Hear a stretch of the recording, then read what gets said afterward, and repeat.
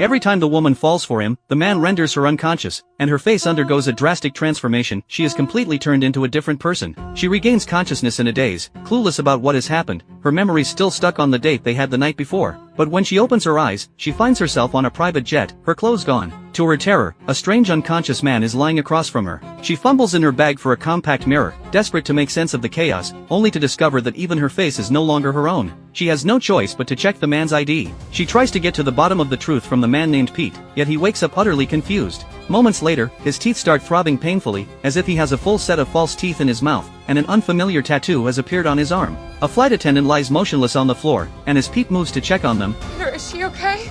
Is she dead? Why are you calling me Peter? Your passport? I don't have a passport! I don't like to fly! I don't have tattoos!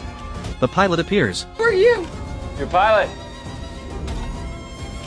Better buckle up.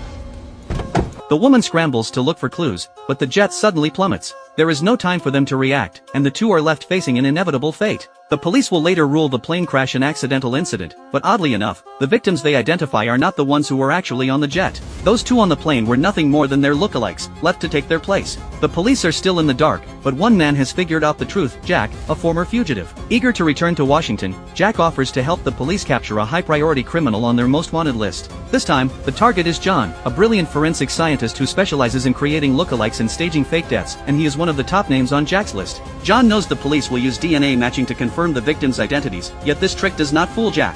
With Jack's help, the police test the victims' teeth and find clear signs of intentional filing. It is obvious someone altered them on purpose, but even Jack has no idea how John managed to force the DNA evidence. What Jack does know, though, is that the real Pete and his wife are still alive. The police move to arrest Pete at once. It turns out Pete and his wife are key witnesses set to testify against a notorious crime syndicate. To escape the syndicate's deadly revenge, they hired John to stage their deaths and help them disappear. The wife was the one in contact with John, so Pete has no idea where he is hiding. Just then, a man walks in voluntarily, claiming to be Pete's defense attorney. Since neither the police nor Pete has ever seen John's face, they do not suspect a thing. Pete thinks the attorney was sent by his wife to rescue him, but the second he takes a candy the attorney hands him and puts it in his mouth, he breaks into a violent cough and struggles to breathe. By the time the police realize something is wrong, Pete is already dead, and John has vanished right under their noses. When Pete's wife hears her husband has been arrested, she knows their fake death plan has been exposed. She goes to John to demand her money back, but John shows no mercy, silencing her with the same deadly method he used on Pete. Even after eliminating both Pete and his wife, the police manage to uncover John's background by investigating the fake attorney's identity. John is originally from Europe, with an ex-wife and a young daughter who is ill. His ex-wife tells the police they divorced 6 years ago, yet John lives in a delusional state, convinced that he, his ex-wife, and their daughter are still a happy family living together. He visits them from time to time, sometimes every few days, sometimes months apart. She also reveals that John owns an underground lab, where he often conducts scientific research, seemingly focused on DNA synthesis and cell transplantation. Meanwhile, John has already set his sights on new targets. He sifts through photos of potential candidates, carefully picking his next lookalikes. Once he settles on someone, he calls them posing as a film director, inviting them to an audition. The woman arrives full of hope at the supposed film set, only to find a notice on the door saying the audition has been postponed. This is just another one of John's tricks. He pretends to be another actor there for the audition, wins the woman's trust, and lures her back to his underground lab. Once there, he first cleans her from head to toe, then begins the process of altering her appearance completely. Guided by John's ex-wife, the police find the hidden underground lab, but John is long gone. Inside, they discover a large number of dental molds and facial data of countless people. The police fear John plans to kill everyone he has ever had contact with, including his own family. Oh my God, his family.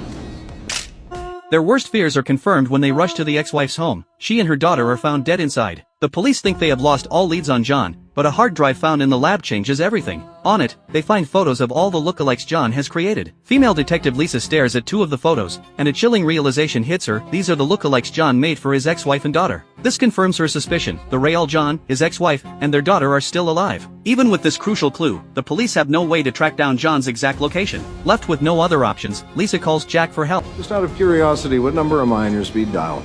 7. Who's 6? Chinese takeout. Can we come back to this later? I need your help. With Jack's hint, Lisa remembers a vital detail: John's young daughter has a radio frequency device on her person. By tracking the signal from the device's serial number, they can pinpoint their exact location. Elsewhere, John is preparing to start a new life with the ex-wife and daughter. They stop at a gas station, and John steps out to buy some food and drinks for the road. But when he catches a glimpse of the insulin pump on his daughter's body, a sudden panic sets in. He realizes he may have been exposed, and the police will be on their trail any minute. Look, I'm on TV. As if to confirm his fear, the TV in the gas station convenience store blares an Amber Alert, and his daughter's face is splashed across the screen. Hey! Put the phone down! I said put the phone down! What happens next? Find out in the next episode.